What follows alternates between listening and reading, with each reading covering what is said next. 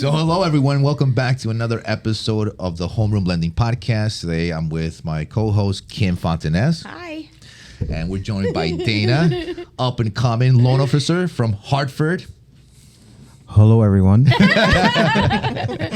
Dana, why don't you first tell us a little bit about yourself, how you got started in the business, and anything you want to put out there, just basically, feel free to tell us, okay?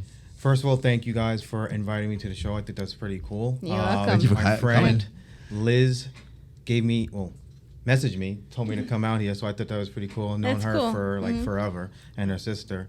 But a little bit about myself. I have been in the industry for several years now. Originally started out in life insurance. The brokerage I went to, they did life and mortgages. I was doing pretty well over there with life. They said, you should look into mortgages. I was like, life is fine. Who cares about the mortgages? Didn't really understand. And then I took the test, hardest test I've ever taken. Yeah. Passed it on my first try. Nice. There you go. Congratulations. Yeah. I thought so too. and then you started to get into the mortgages, and I thought it was like, wow, this is pretty cool. I'm pretty good with numbers, but to structure things, I thought that was pretty cool because you do that on the life insurance side. And then when I learned about the mortgages, I thought it was pretty well. And then what happened is that right before that, I became a homeowner myself. Don't remember the mortgage person I sat with, but I know it was more like sign here, Really? sign here. Yeah. So when I decided, I was like, all right, I'm going to do this. I wanted to make sure that I'm personal with everyone. Exactly. I was personal on the life side. It's great that, when you do a good job, you do get paid for it. But when someone says, come back over to my house for the barbecue with your family. Right, that's so fair. those are the good things. And now it transitioned over to the mortgage side as well, to where, you do the right thing for someone. They invite you over for that barbecue when they get the closing keys. So I thought that's pretty cool. That is cool. Heck yeah. That's awesome. That's actually kind of aligns with our mindset and the way we do things in terms of educating our clients. Perfect example. We talk about it all the time. Like you said, sign here, sign there, sign here. Right? It's very typical, and now you have a chance to change that. I feel like a lot of the reasons why people get into the industry is because they either bought a home on the real estate side, they come in that way, or as a loan officer, because of the experience that they got, and you're like, wait, I could do this better. It's like I can make this work for people and educate them and have an impact on the type of work that you do. Exactly. It's super That's the for us. goal. It's priceless. It is. Because, who wants them to sign something that they have no idea what they're signing? Right. It's sad because I've been doing this a long time, and I've heard that 1,000 times that, people go to a closing table and they don't know the interest rate. They don't know anything before time, It's like, I don't understand how people could just, do that to... it's horrible. It's a 30-year commitment. Yeah. Or depending on the type of loan, you get 15 Exactly. years, 20, 25, but it's a commitment. And it's a huge commitment. A lot of people jump in there blindly not knowing what they're getting into, what type of loan they have, what are their options. None of it, like zero. Where we sit down with clients, sometimes they'll say things like, what's, they already have a pre-approval, and they'll come to us, so what's an FHA? It's like, wait, what's a conventional? It's like, and they have no clue of where to start. And I think having people like you, Dana, that are educating the clients, and that's why, if that's what drives you, then there's no question that you'll be successful. I think that definitely the key word is educating. A lot of people, when I speak with them, is like the very first thing I want you guys to do is feel so comfortable that you feel like you don't need me. Right. You're going to take the test yourself, and you could do this yourself. Right. And I think that's really, really important because there's a lot of terminology like the FHA and conventional and what it actually means that they might not need to know, or they might want to know, but they want to know what program they're going to go in and why they do qualify or why they don't qualify. Maybe we should do this. We should structure it this way. And the education is the biggest part to it, because yes, it's a 30-year commitment, 20-year commitment, but it could be $100,000, $200,000, $300,000, $500,000 that you're signing for. But why you really, it's why you really people's signing? life savings. Yeah, that they're crazy. putting their all into it. Yeah. And they're trusting us to explain and let them know exactly what they're signing for. Exactly. Yeah, it's a big deal. It's the biggest purchase of most people's lives, and I imagine they're going blindly. I feel like people, they go buy a $10,000-$15,000 car, 20, whatever the case is, and they know more about the car. Right? You know, than they know about the mortgage. It's so true. Yeah. It's like they know it's a Honda. They'll jump or it's more what quicker into a heated- mortgage, Right. right, than a car, That is true. right? Yeah, it's incredible. Like, would you buy a car? You know what kind of car it was? FHA, conventional car? No, you're right. You'd be like, what the heck? But if it's a mortgage, they don't. I guess it's a lot of for a lot of people, if who they're working with, they're not coming to you like that, where they're being educational, they're being open, transparent. Then you as a client, sometimes you feel like, wait, like maybe this is the way it's supposed to be. Maybe I'm not supposed to know all these things to confuse me, whatever the case is. But a lot of times it's really it's always on the loan officer, the real estate agent, to educate the client, to make sure that they're on the right path with what they're trying to do. We see it all the time. Yeah. It's absolutely. it's rampant. So glad we could segue into that, because that's what we're about, right? It's the Homeroom Lending Podcast. The basis is to educate people about the mortgages, minorities especially. We run into a lot of Hispanics that just don't have, they're just not informed, even though they are sitting with a professional. They were supposed to have everything laid out, but they're not. And that's everybody from all walks of life. Of course. It's not, getting a mortgage is difficult for a lot of people. Yeah, we can't, as professionals, make this a transactional, situation for people. Like, we do have to make this like family orientated. Like, I might not know you from the hole in the wall right there, but by the end of the consultation we sit, like, I should know how many kids you are, how many kids that you have, where they're going to college, like, what are they getting friends with these people. Yeah, and I think that is like a mandatory that we all should do that. And then what you're saying is 100% true, that a lot of my clients have came from people that went to another bank, and I asked them, I was like, okay, well, I know you said you got pre-approved, or you got educated. So what do you know about the process? Right. Oh, well, I got the okay. But what do you know about the process? Like, what did it take to get here? And it's like, oh, I don't know. Right.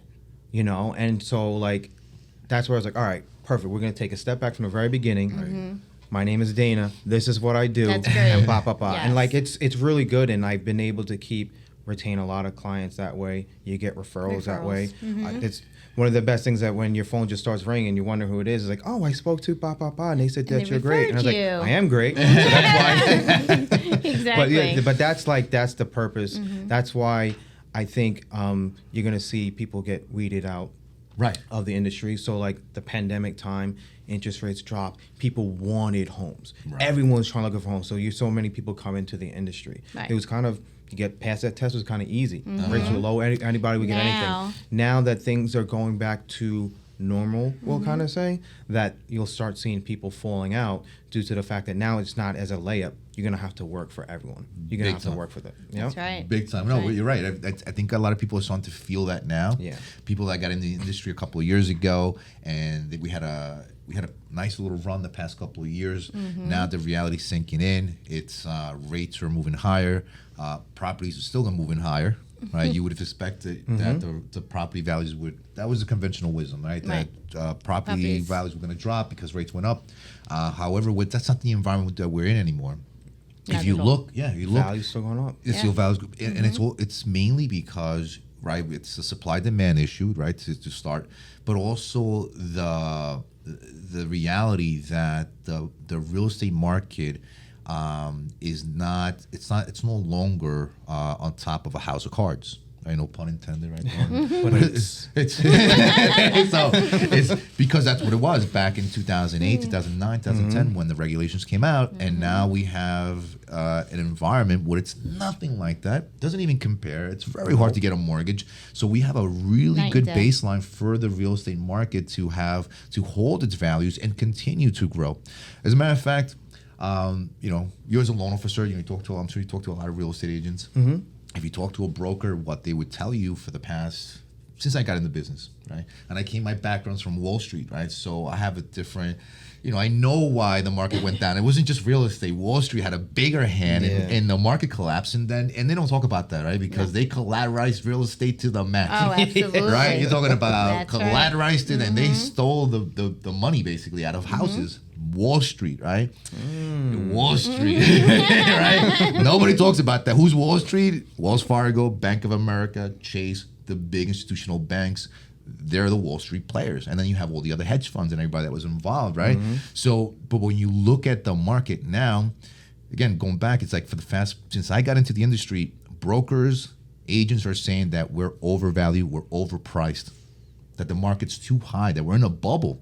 Imagine this, 5 years ago, brokers, established brokers were telling me we're in a bubble. Right, and it's going to burst. And it has not happened. And I've known this because, and we know this on our end, because we know how difficult it is to get a mortgage.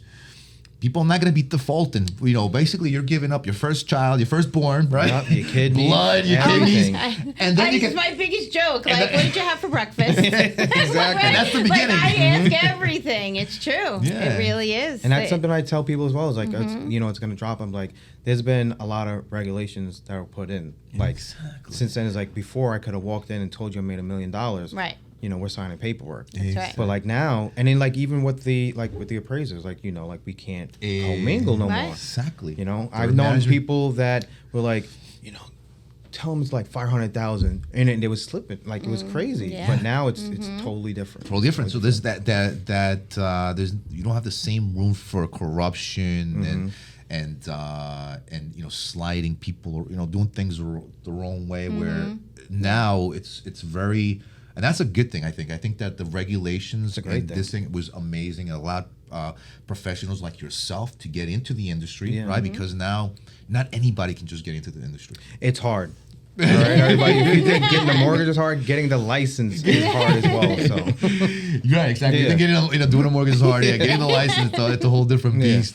But you're here, you did it. I'm glad that there's more people, right? More loan officers like yourself that's how they see it. Yeah, they're making when you have people that give the industry a bad name and they're out there. They're out there. Yeah. There's people out there collecting fees for interviews right now, especially and they're doing it predatory on specific people that they may not know, whether it's the Hispanic community or just young couples, right? I've just a couple of weeks ago working with a young couple buying a house, first time home buyers. Had no clue what they were buying, no what type of loan, mortgage they were getting, no clue of anything, to the point where they weren't even qualified, and they were 2 weeks out to close supposedly, and they weren't even qualified because honestly, I did the research and I ran the analysis, and they were in a jam. That happens unfortunately quite more often than it's really like it's so horrible. Yeah, it's it so really sad is. because these people are in contracts. They put money down. They're excited, thinking that they're closing. Emotional roller coaster. Oh my goodness. Packing up the house. Yeah, right, exactly. Yeah, They it's horrible. 10 days out to close, and we realized that they didn't have the qualify. second. They were being qualified on 2 jobs. The second job didn't have the 2 years, so it's a dead. Yeah, it's the loan's dead immediately. Guy, deal breaker. And they basically. didn't even know, like they didn't get a commitment. Right. Right, we were like, no commitment yet. They Yeah, didn't no receive a commitment. Meanwhile, the contract says they have to close in 10 days. Yeah, and this is out of state. This is, I believe it was Georgia. I believe that they were doing the transaction. different regulations in different states. I think that's kind of crazy as well. And a lot of states I've noticed moved a lot quicker than New York. But then that's just so much of a. You have so much error that could happen. Oh my goodness! Happen there. Like, oh, I don't want to pay for an attorney, but the attorney is gonna watch it back. Oh, I don't want, but Right. when you have realtors can do their job, but then when you add too much on their plate, I think that other people should be in it. Like it makes it a lot harder. Yeah, absolutely. It does. Absolutely. It does. Those Florida loans, That's exactly what I was talking about. I know. Yeah, it's a commitment. It is. When you take on a loan out of state where there's no attorneys involved, that's where things can go crazy. That's when you can get hurt. You can hurt someone because in terms of the mortgage rate, because you're not, they move at a different pace. They got different things going on there. So unless you have a good system that you're processing your loans and you know you're doing them under 30 days, then yeah, you can commit to a situation like that. But for the most part, it's it's a bear. So I mean, I know New York might be a pain in the butt when it comes to certain things, but this is one good pain in the butt because this is an investment. Right. This is a huge investment. Yeah, It's worth it. definitely. Yeah. Do you do any reverse mortgages where you're at? Our office does. I haven't personally done it, Okay. but yeah, our office does. They Yeah. specialize in. We have a team that specializes in that. Yeah. And the non-qualified mortgages, And which I'm non-qualified, sure. yeah, that's huge as well. Non-qualified is great for pretty sure you guys already know for you're self-employed, 1099s. Oh, We're yeah. working with people. I was just finished up with someone a couple months ago. She was working off the books at a job. We did a verification of employment. Got her house. Right. Nice. So like Yeah. that's really special right there because she had her problems outside of work that she had to take care of, so she had to work off the books, and we were Right. able to help her Help with her. that. Oh, Yeah. nice with the non-qualified mortgages. Right. Yeah. Yeah. Actually, non-qualified mortgages have grown so much in the past few years. Before COVID, they were taking off. They were doing really good. As soon as COVID hit, they killed them, and now they're back even better. I feel like that they've come up with more creative ways to lend for specific individuals. I mean, listen, when you say non-qualified mortgages, you bring up the topic of stated income, right? That was a big negative stigma back where back in the 2007. lawless days, right, where people could do whatever. But now these mortgages, these non-qualified mortgages, are very difficult. So we do stated income now, but the credit has to be really good. Everything has to be verified. The money has to be there. There's a lot of things that are being looked at much more heavily than you would if it was a different type of loan where you have all these different things that kind of add to the security of the mortgage. Yeah. Exactly. Well, back in the day, you wanted to do a stated loan. Yeah, it was easy. You do it an 80-20, no money down. It was just a nice, easy loan. Today, Different world. Different world. Exactly. Now it's 80%, maybe 75%. Yeah. Depending on the credit. Exactly. Yeah, I mean, So- a lot of banks now, like our bank now, actually lends in-house. Yeah. So we're doing debt service, the 1099. bank statement program, Nice. and 1099 in-house, where those they move faster. Yeah, they do. Because we're doing them in-house. It's like, so when I say in-house, right? So we know, right? Like we have the in-house underwriters, right? We have the processors. We're all in-house, right? And then we do conventional loans, we do FHA loans. We say we do them in-house. But when we say non-qualified mortgages, when we do them in-house, is that we're actually lending our own money. Yes. Right. So it changes everything. That's good. Much more flexible. The guidelines are still the underwriters are guidelines. here. But the underwriters are here, and Yes. we have more flexibility. I think that's going to be a tremendous space going forward, especially business owners. There's so many people that could benefit. Real estate agents, 1099. They're buying a Exactly. lot through non-qualified Contractors, mortgages. yes. True. Contractors. Absolutely. Then we have doctor loans out of state. The Right. new doctor loans that we have, 100% financing. Right, non-qualified mortgage, but out of Yeah. state. So out of state, everything's easier. But Yes, we non-qualified- know. it's like Yes. Right. Everything is a lot easier. Exactly. It's unbelievable. Yes. But these loans are perfect because in the past, few years, you've seen a lot of people become self-employed. Oh, yes. That's that's why this is perfect right now. Is a lot of people became an agent, Right. so some type of self-employed business, started up their own business, and then of course, if you work with the right accountant, they're gonna do what they do in their part. Right. Oh, I made Exactly. 600,000, like because it said you made 15 right here, but it's like 15,000. 15,000. But it's just like, Exactly. Yeah. but and then like I like it because it's like pretty much like common sense underwriting. Yes. The money's there. You made it here every month. So we'll work off that. So I think it's great. I It's do great too. programs for Yeah. people out there because like you never know when you have the next pandemic when they're like, all right, no more work. Exactly. So now people are working for themselves and have that other stream of income that's protecting their family. Yeah, definitely. It's good. Yeah, big difference. I love what I do. I'm sure Of course, you love what you do. You can't do this and not And love I- it. Right? You don't. This isn't. Yeah, if you don't love You're it, like the 100th person that said that. You're 1,000% right. That's yeah, like Exactly. it's not in the middle. It's like either you love it or you you don't hate- because you'll go nuts. right. You'll just go nuts. Yeah, you gotta love it Yeah. because it does give you the flexibility. Anybody who wants to become a loan officer, real estate agent, it does give you the flexibility to have the life that you want to live. Right? Definitely. So you have the opportunity to make your own schedule. Have multiple jobs if you wanted to. I mean, I wouldn't recommend it because the Give you a little dedicated. Yeah, you got to be 100%. I mean, I'm someone that if you had 100% in, you'll get 100% out. Exactly. If you're doing 50% of something, you're lucky if you get 10%. Yeah, you can. It's too much. Yeah. It's a lot. Especially when you first started out. Yes. I mean, unless people are just waiting for you to get that license, they're all lined up for Right. you. Right. But that's Even not. still. Oh, you have like a credit? I was like, yeah. I was like, what's wrong with you? But yeah, it's a lot of work. But I do highly recommend it to like a lot of people. It's a career. It's a great career. To get to meet people, like I wouldn't have met you guys because of this. And like you grow as a person.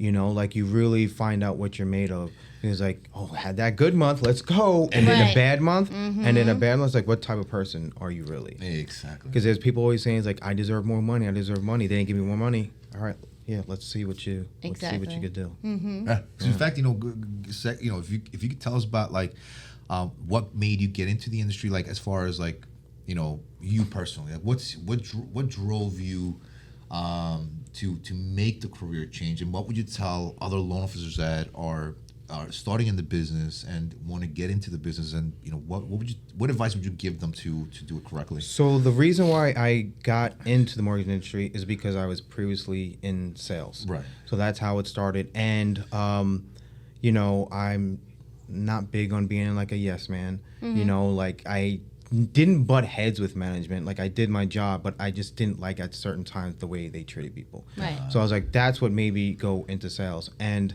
I started out in life insurance, and I remember I asked like all my friends, like, what do you think about doing life insurance? Should I do life insurance?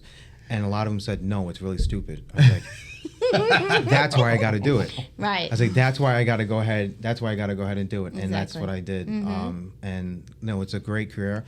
Anyone who thinks life insurance is crazy, I highly recommend it because you learn budgeting. There's a lot that you'll learn about finances, so I recommend it as well. Absolutely. It's a good business. And yeah, it's a great business. It's a great business. It is. Like, Definitely is. And then, like I said before, the brokerage I worked at, they had mortgages in there, so that's how I got into the industry, and I loved it too. It's two different things, but you'll get the same satisfaction of helping people and knowing you did the right thing. I love the fact that like with mortgages, where the very first one I did. Well, the very first person like I really called, like she told me I was the fifth person. You're not going to be able to help me, and she wanted to hang up the phone. And I don't know how I schmoozed her over. So the phone call was supposed to end within the first 13 seconds. Right. It ended up being a 20-minute phone call. We went over everything. She spoke to this company, that company, this one, that. They told her this, and then we went over everything. We had to work on like her credit, this and that. Then you had to go find a house, and she lost it. And then like 9 months later, I remember myself and the realtor, we called her up. And we were like, I'm not gonna say her name, but like, and we had a very, hey, the offer, she's like, oh, I know. I can't do this. Like, congratulations, the offer was accepted. And like, you really felt like 20 to 30 pounds fall off this woman. Right. And like, she cried. And I cried too, because like, she was so emotional. It was because you get emotional. If you're not getting emotionally attached with your clients, like then this isn't for you, because especially a new purchase, to know that, because I knew about her family history, her personal history, and what she was, and then like, and then she went to, she was looking upstate, couldn't find it, went to Connecticut, and it was just like, it was like the best satisfaction that I've gotten, and like we've kept in touch. It's been like almost a year now.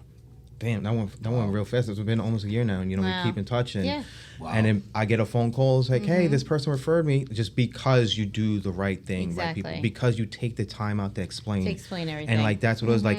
I was the fifth person. She was angry. I could have just like, I ain't gonna talk. This is crazy. First call. Yeah, it's like, I'm surprised you didn't deal with that. But I stuck with her, and then she stuck with me, and we figured it out, and like she said, I'm just so grateful so grateful for you. And like that's a great feeling. That's it. It You're is sold. great. That's it. You're sealed into the that's business. it. No Like, going that's back. No turning back after that. Exactly. Yeah, but you know that's what we do. You know, we really look at people's credit and we help them fix their credit, and you just you got to do the whole thing with them. You know, Very lucky you had that in the first call. Yeah. Like, it's very. I mean, I've had experiences where I've had a client, husband and wife, where they didn't qualify. They went to a bunch of banks and they got denied.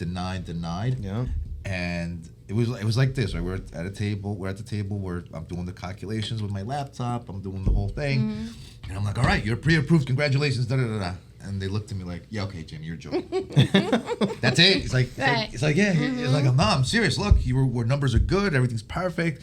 Come around, take a look. Let's look at your Together. your file, Yeah. right? Your application. And the guy got up and he said, "Jamie, stop screwing around with me, man." Yeah, Stop screwing like a around lot with of me. people. And then he started crying. Him and his wife, and I got super emotional. I was hugging him. I was like, "Wow, this is what it's about." it's exactly what it's about. That's where I knew the business. And actually, you know what? Throw it out there. It happened in Hartford, where you work at now. That's where because that's where I essentially started. And it was such an amazing experience. I'll never forget them.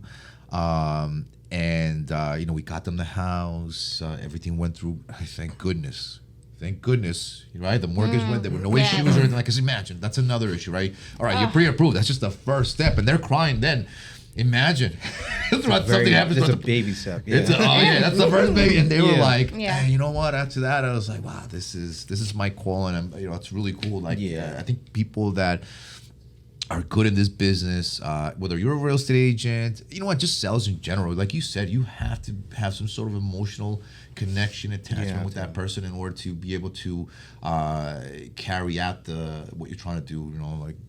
Accomplish your mission, so to speak. Yeah. It's a key ingredient in working with people. In fact, I think that's something that we're really good at. I think Liz actually is someone that is always really good with that. The connecting with the clients. Yeah. That's a big thing. Like It is. That's not something you could teach to people. Yeah, we're in a people business. Like that's Yeah. Oh, yeah. all it is, and we just help them fund their dreams. Exactly. Like, You that's what we definitely do. have to love people. Yeah, you gotta look at it that way. It can't be a transaction because then you're like a zombie. Yeah. You're just walking around. There's Hey, a it's lot like, of places this is that what you get. you'll see advertised on TV. We're not gonna say any names, and those are a little bit more on a transaction. Right. I get it. Like that's what they do, and that's where I get like a lot of my clients. It's like this is what we need to work on. We're gonna Right. structure it this way. Yeah. And then like that's the way the business should be. Right. Yeah, and I'm glad that we're seeing more people that treat that way. That's a big thing for us that we put out there to make sure that if you're working with someone that they take the time. I mean, Dana, I think it sounds like you do a phenomenal job at that. I mean, that's your approach. That's your niche. Educating and doing that. I think if you can accomplish that for your clients, you have a purpose, right? You do have a something that says, all right, there is substance here. You're someone to go to. You're an influencer before you even, without being an influencer on social media, but you're a true influencer in real life where you're working with families to get them there. I mean, that is, to me, that's like that's the ideal working environment. I feel like we're super lucky to be able to have that opportunity. I think so. Oh, yeah. I think so too, definitely. And even like the times right now, I think we are needed more due to the fact that there are 20 offers in a home. So we have to be almost like that security blanket for people. Yeah. Don't quit. Keep going. Like I understand there was 20 and that person won $100,000 over. That house wasn't meant for you. Your Right. family Right. was meant for something better or somewhere else. Right. And that's that and a third. Yeah. So like that's what we have to do for people. Like we can't be here's a pre-approval. Call me up when that contract's in. Right. Like we have to be there for them. Yeah. And like 100%. that's what we do. Like It's here's different. here's my cell phone. Oh, you hear the kids crying in the background? I know, but I can answer a few questions here and there. Like I want you to hear my kids crying in the background because I want you to know that I am human like you, and I want to hear your kids in the background. I want them to know that you were starting out renting in a small apartment, and now you have the big backyard with the trampoline. Exactly. And that's what we do for people. That's right, man. Yeah, it's great. Thank you, Dan. That's a words of wisdom right there. Sacred. What do they say? Sacred words of wisdom. It's like a sacred chakra.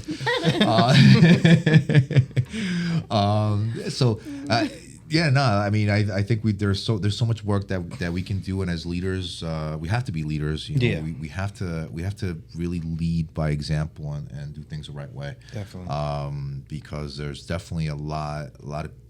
Listen, there's everything out there. Oh, yeah. We can only do so much, but as long as you can contribute to that, that positive stream, if a positive way of doing things the right way, the people you're helping, everybody around you, grows the right way, and we all benefit at the end of the day. Yeah. Mm-hmm. Yeah. And we really do. Definitely. Because I say, technology's taking over everything.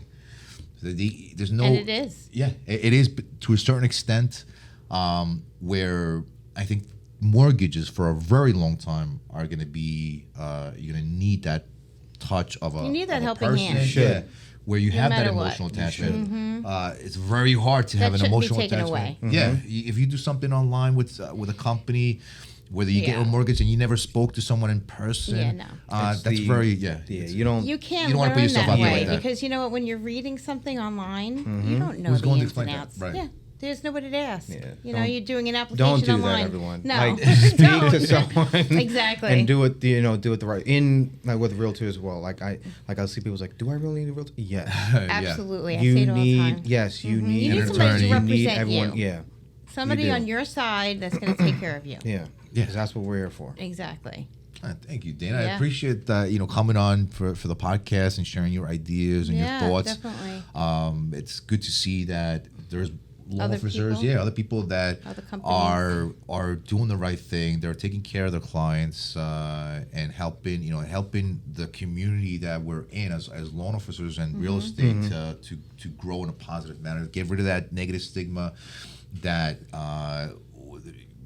that's been created over the years, where whether it's the real estate side or the banking side, where we're looked at in a certain way because whether it's wearing suits or with like the numbers people, whatever the case is, that we're kind of able to change that.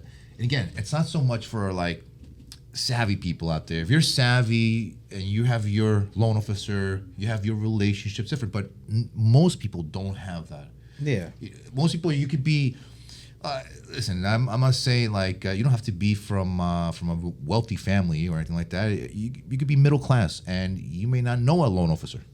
You may not Right. know a loan officer, ever heard about it, and then it's time if for you to people get go your online house. or- And you go online, you get lost there, or you end up working with someone that did not come as a referral. That's someone that you don't know, and you could put yourself in a bad position. You're seen as I noticed a lot of people just seen as a social security number. Exactly. What's your social security number? Right. We'll go from there.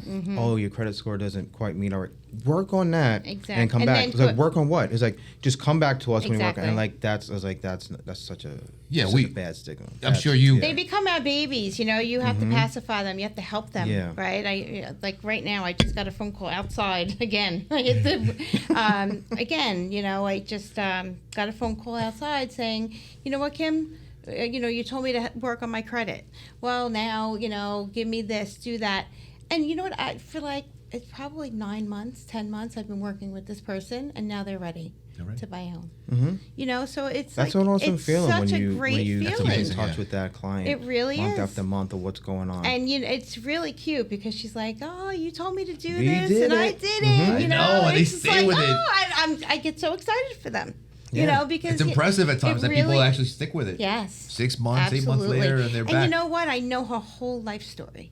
And, it touched me so much that I knew, you know what? I have to help this girl. I knew that, and that just, it feels good. Yeah. It feels good, I've been doing this a long time, and I can say, working with you, and there's a handful of people that are like that. And unfortunately, there's a lot of people that aren't. Yeah. Oh, yeah. And it's sad, Well, you throughout know the me now years. too, so I'm part of And that now handful. I know you, Yeah. exactly, Yes, exactly. I'm part of that handful. Yes, You yes, elevate us. But Yeah. it's true, You definitely elevate us. It's, Yeah. it's Yeah. it's horrible, It's- but hopefully more and more people are becoming like that.